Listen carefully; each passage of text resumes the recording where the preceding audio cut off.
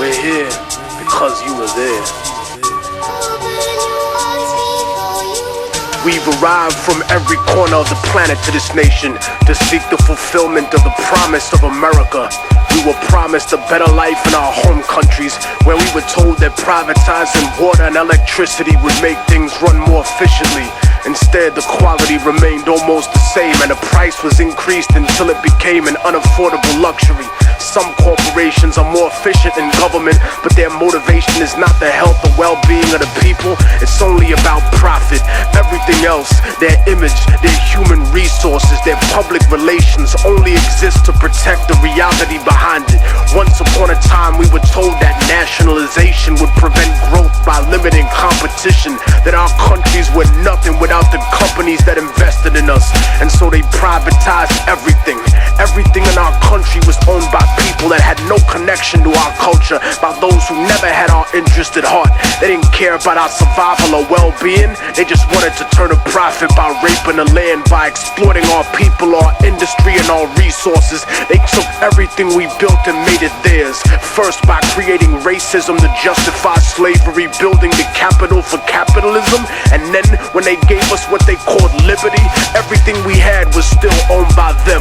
Our governments told us that socialism was the real enemy and that we would have freedom, but the foreign powers and corporations were the ones with the real freedom. The freedom to take all the wealth generated by our work and our land and give us only a small percentage of the scraps from the table. Their lust for power and their greed drove them to betray not only us, but themselves and the word of their own God.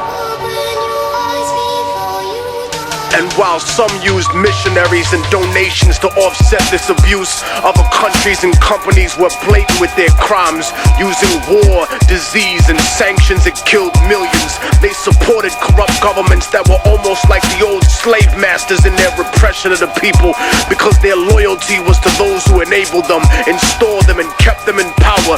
They became the bastard children of American industry, kleptocracies, governments of thievery. They protected the corporations and went to war against their own people to preserve those profits. The puppet rulers were given billions of US tax dollars to fund civil wars, right-wing death squads, execute political dissidents, sympathetic clergy, and even overthrow democratically elected governments. And so the age of revolution began again.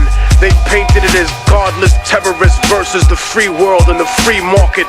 But the free market has never been free, because the market does not regulate itself. It is manipulated like a puppet, and it survives because of its image.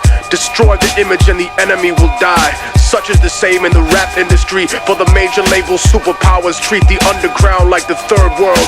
When they need new assets, new artists to prostitute or sign and put on the shelf to use their songs, when they needed new concepts, music, and publishing to steal from producers, they came to the underground, to the third world. They took our culture, our property, and our industry, and our resources, even using our own people to help them exploit us. But behind the mask of efficiency they claim that we need to succeed, they're no better than us. Their economic advertisement was always a lie. A few got rich, but most were given an illusion of wealth, almost as if it was designed for failure. Opportunity comes at the price of the soul in the music. So remember what they are underneath the fancy architecture, glitter and rented jewelry, the cars, the IMF loans, the seeds with suicide genes, 20-year contracts and oil blood money. Build your defenses, my independent brothers and sisters. They'll stop at nothing to get what they want.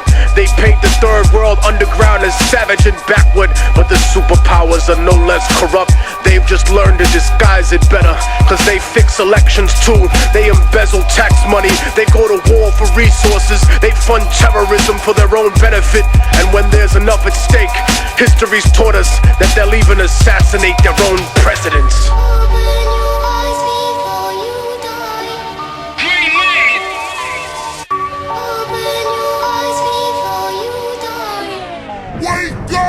Just as the Columbia, we think, represents man's finest aspirations in the field of science and technology, so too does the struggle of the Afghan people represent man's highest aspirations for freedom.